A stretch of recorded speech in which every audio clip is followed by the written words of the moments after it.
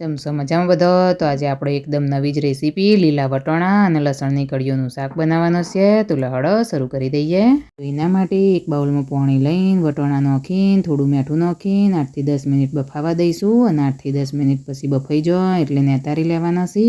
લહેડો તાણ વટોણા નેતરવા મૂકીને આપણે બીજું કામ કરવા માંડી પડીએ.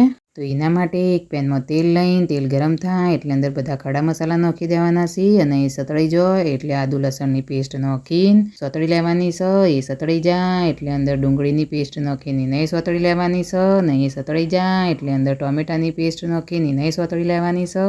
સહેજ જે ડાફોળિયો મારવાનો નહીં, ફટાફટ બધું નાખતું જવાનું અને સતળતું જવાનું.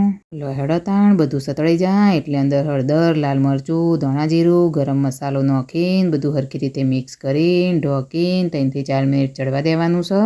અને 3 થી 4 મિનિટ પછી આપણી ગ્રેવી હરખી રીતે ચડી જઈ હશે. તો એને ખોલીને હરખી રીતે મિક્સ કરીને ફોલીને રાખેલી લસણની કળીઓ, બાફીને રાખેલા વટોણા, પણ વટોણા 2 ભાગના નાખવાના છે અને ત્રીજા ભાગના રહેવા દેવાના છે. જે રહેવા દીધા એ મિક્સરમાં ક્રશ કરીને પછી નાખવાના છે.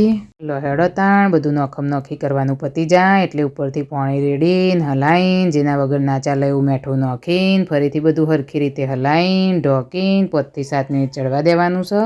લહેડો તાણ 5 થી 7 મિનિટ પછી આપણું મસ્ત મજાનું શાક બનીને તૈયાર થઈ ગયું છે. પણ તો હજી એક વસ્તુ નાખવાની બાકી છે, જે નાખવી બિલકુલ ઓપ્શનલ છે. તમારે નાખવી હોય તો નાખવાની, ના નાખવી હોય તો કોઈ નહીં, પણ નાખો તો તાજી નાખવાની, 10 દાડાની પડી રહેલી નહીં નાખવાની. અને એ છે મલાઈ, તો 2 ચમચી મલાઈ નાખીને હરખી રીતે મિક્સ કરીને 1 મિનિટ ચડવા દેવાનું છે. તો લહેડો 1 મિનિટ પછી આપણું મસ્ત મજાનું શાક ફાઇનલી બનીને તૈયાર થઈ ગયું છે. ખાઈને કહું એવું બન્યું છે. તો આમથી વિડીયોને લાઇક અને ચેનલને સબસ્ક્રાઈબ કરતો જજો એટલે અમને થોડું ગમે. Thanks for watching.